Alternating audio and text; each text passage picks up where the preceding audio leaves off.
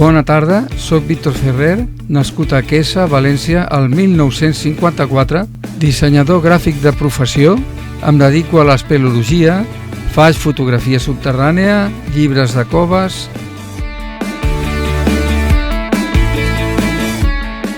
Durant molts anys vaig ser soci del Club Muntanyenc Barcelonès, on vaig aprendre totes les tècniques d'escalada, muntanyisme, esquí, i també vaig estar obrint barrancs i fent campanyes espeleològiques als pics d'Europa i a tot arreu del món.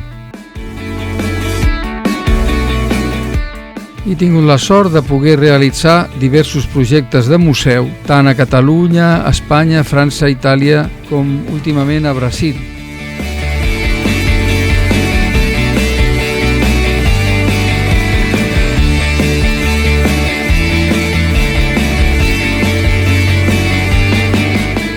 Per exemple, aquest museu a Vallirana, bressol de l'espeleologia catalana, està dedicat als nens, sobretot, que venen aquí a aprendre el que és la protecció de les cavitats, els ratpenats, com són les coves, els avencs, les aigues subterrànies. Vallirana està localitzada al massís de l'Ordal i aquí hi ha cavitats molt importants, totes de caràcter vertical. La part més important del museu és aquesta fototopografia de grans dimensions, amb més de 300 fotos, que representa tots els tipus de coves del món, volcàniques, hipogèniques, de gel, de mina, calcàries. Vaig fer l'Emília a Castelló, on vaig conèixer un de Morella que es deia Gasulla, que era el Furriel. Jo vaig ser el seu successor.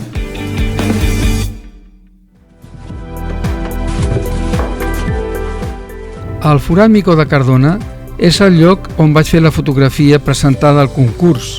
És una cova de sal amb un petit riu subterrani on cal tindre molta precaució amb el material fotogràfic perquè l'electrònica, amb el contacte amb la sal, s'espatlla molt fàcilment.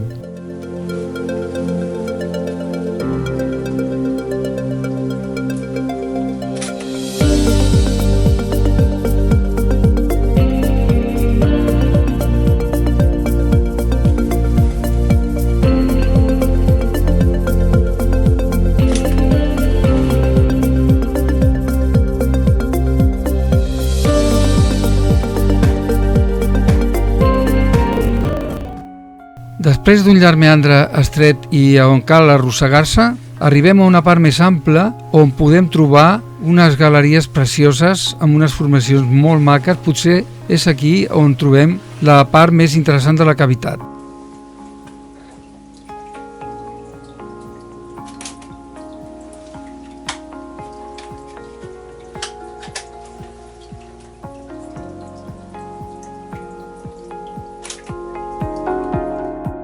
El diapir de la muntanya de Salt de Cardona té una fondària de més de 1.500 metres.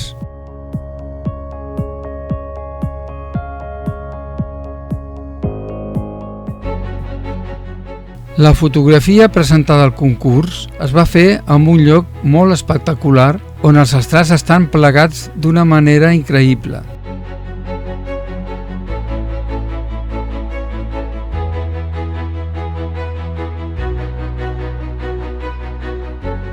Aquest impressionant plegament salí està composat de silvinita, carnalita i guix.